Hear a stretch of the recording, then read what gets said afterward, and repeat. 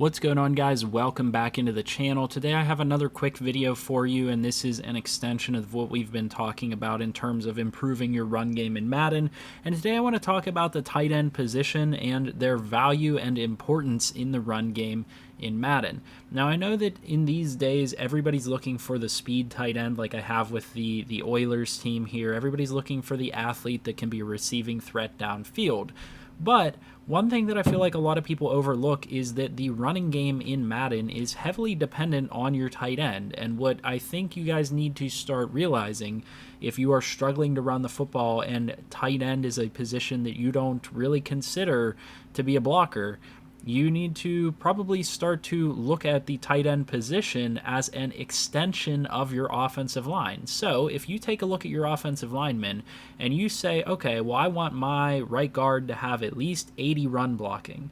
Well, whenever you take a look at your tight end, why would run blocking in the nature of 50s and 60s be acceptable in terms of run blocking for your team?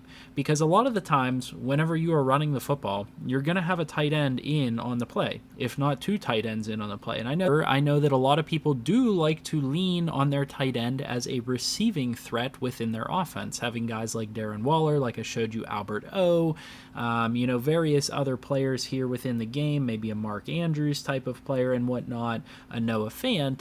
But what I want you guys to just think about is how this could possibly be costing you in your run game, because look at the difference between a guy like a Noah Fant who has 89 speed and a guy like Dallas Goedert who has 85 speed. You're looking at a difference of over 15 run blocking in just the run blocking category. Then you're talking a difference of about 10 in their run block power and a difference of, again, close to 15 in their run block finesse. And that's not even taking a look at the lead blocking or impact blocking stats that, again, can be very high for this traditional type of tight end, like you see here with a Hunter Henry who has 73 impact blocking, 61 lead blocking. These stats are really important, and if you want to improve your run game, one of the places that you could start is by looking at your offensive linemen and your tight end as one unit, looking at your tight end as an extension of your offensive line. And now that doesn't mean you can't have a receiving threat on your team. That doesn't mean that don't go out and get that guy that's going to be great for your passing game like an Albert O. But what that does mean is that a lot of the formations in Madden that you're going to want to run out that have good running plays are going to be formations that have one, if not two, if not more tight ends on the field. And so while you have that receiving threat at tight end, why not fill your second tight end spot with a run blocking player? And that's why I actually have Peter Whalen here on the team. Now, he is not by any means a fantastic run blocker. However, his 69 run blocking is actually pretty solid, and I've noticed that a lot of times he gets pretty solid run blocks with just this difference in comparison to Albert O. And so, I can ramble on and on about this, but like I said, I wanted to make it a quick video. I want you guys, if you are struggling in the run game, to take a look at your tight end and evaluate this position and compare these run blocking stats to your offensive line. If you are running formations that ever have a tight end in it and you expect to run the ball out of those formations, well, your tight end is going to be going up against the same people that your offensive tackles are going up against. They're going to be going up against those outside linebackers, those defensive ends.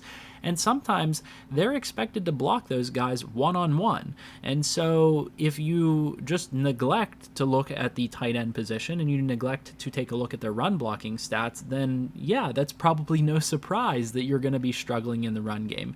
The best tight ends in the league are pretty good at run blocking. You guys can take a look at a George Kittle or a Travis Kelce or maybe even a TJ Hawkinson. They are a little bit better at run blocking than a guy like a Darren Waller is. And so yeah, you can get that receiving threat, but at least get somebody on your team that has some run blocking capability. There are a lot of guys around the league that aren't starting tight ends that have fantastic run blocking ability, and you could go out and get yourself a guy that is a speedy tight end and build them up to a point where they have solid run blocking. You guys can see that a few years into this franchise, Dawson Knox, who is a very speedy tight end, has been built up to the point where he has 73 run blocking. So at least pay attention to what you're doing with those guys. And then the final note that I have here in terms of tight ends is when you are upgrading a tight end, never upgrade them as a vertical threat.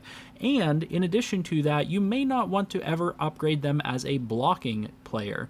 What is the best way to upgrade a tight end is through the possession archetype. Whenever you upgrade a player through the possession archetype, it spreads out the points between receiving threat and blocking tight end. You actually get a ton of blocking attributes through the possession tight end upgrade.